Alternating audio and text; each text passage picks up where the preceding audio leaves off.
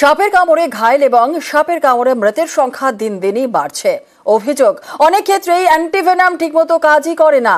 আর এই পরিস্থিতিতে দেশ জুড়ে পয়জন ইনফরমেশন সেন্টার চালু করছে কেন্দ্র। পশ্চিমবঙ্গের দুটি জায়গায়, উত্তরবঙ্গ মেডিকেল কলেজ এবং কলকাতা মেডিকেল কলেজ। সরকারি তথ্য বলছে, সাপে কামড়ালে ওঝার কাছে যাওয়ার প্রবণতা অনেকটা কমেছে। এখন অনেকেই ওঝার বদলে ছোটেন হাসপাতালে। কিন্তু অভিযোগ, অনেক জায়গায় হাসপাতালে দেওয়া অ্যান্টিভেনমে কাজ হচ্ছে না। এতে অনেকেরই প্রাণ যাচ্ছে। কিন্তু কেন এমন হচ্ছে? উত্তর খুঁজতে দেশ জুড়ে পয়জন ইনফরমেশন সেন্টার তৈরি করছে কেন্দ্র। দেশের 50টি মেডিকেল কলেজে তৈরি হচ্ছে এই পয়জন ইনফরমেশন সেন্টার। তালিকায় রয়েছে পশ্চিমবঙ্গের দুটি medical college, Kolkata medical college এবং Uttarbanga medical college. Snake bite victim তাদের ট্রিটমেন্টের উপরে, সেই ট্রিটমেন্ট কতটা আরো ভালো, আরো আধুনিক, আরো বিজ্ঞানসম্মত করা যায় এবং যত ল্যাকিউনা লুফোলস আছে সেটাকে কতটা আরো ইমপ্রুভ করা যায়, এলিমিনেট করা যায় কতটা, সেসবের উপরে একটা পয়জন ইনফরমেশন সেন্টার। এবং এই দুটি কলেজের যিনি বিভাগীয় প্রধান থাকবেন তিনি হবেন নোডাল অফিসার এবং 24x7 এটা অ্যাক্সেস থাকবে মানুষের এবং বিভিন্ন ট্রিটমেন্ট সেন্টারে, যারা বিভিন্ন পরামর্শ বা নির্দেশিকা চাইলে পাবেন এই জায়গা থেকে। দিনে দিনে সাপের কামড়ে আক্রান্ত হয়ে মৃত্যুও বাড়ছে রাজ্যে। আর সেই কারণেই কলকাতা মেডিকেল কলেজে এই গবেষণা কেন্দ্র হলে অনেকটাই উপকৃত হবে দক্ষিণবঙ্গের মানুষজন।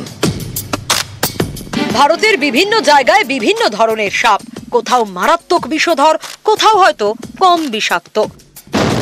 এরকম নানা ধরনের সাপের বিষ নিয়ে গবেষণা হবে পয়জন ইনফরমেশন সেন্টারে। অনেক জায়গায় এখন অ্যান্টিভেনম কেন ঠিকমতো কাজ করছে না তা খতিয়ে দেখা হবে। সাপের বিষের রকম ফের বুঝে তৈরি হবে ওষুধ। রিসেন্টলি দেখা যাচ্ছে যে যদি কাশ্মীরের ভাইপার যে পলিভ্যালেন্ট যে অ্যান্টিভেনম ইউজ করে যদি ভালো হয়, সেটা দেখা যাচ্ছে যে পশ্চিমবঙ্গের ক্ষেত্রে তা কার্যকরী নাও হতে পারে। তার মানে এদের মধ্যে মিউটেশনের জন্য বিষের তারতম্য হয়ে যাচ্ছে। সুতরাং যে পেশেন্ট ভর্তি হবে তারা কি ধরনের উপসর্গে আক্রান্ত, কি ধরনের সাপে আক্রান্ত, তার বিষের প্রকৃতি নির্ধারণ এবং যদি সম্ভব হয় তাহলে এরিয়া স্পেসিফিক অ্যান্টিভেনাম প্রস্তুত করা। এবং এটা এই মেডিকেল কলেজে ফরেনসিক মেডিসিনের যে হেড, তার নেতৃত্বে একটা টিম গঠন করা হবে যারা এই কাজগুলো করবে। ভারতে সাপের কামড়ে ঘায়েল এবং মৃতের সংখ্যা দিন দিনই বাড়ছে।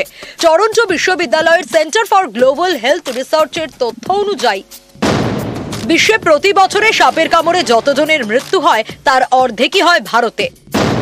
এদেশে প্রতি বছর গড়ে 1,58,000 জনকে সাপে কামড়ায়। এর মধ্যে বছরে গড়ে 58,000 জনের মৃত্যু হয়।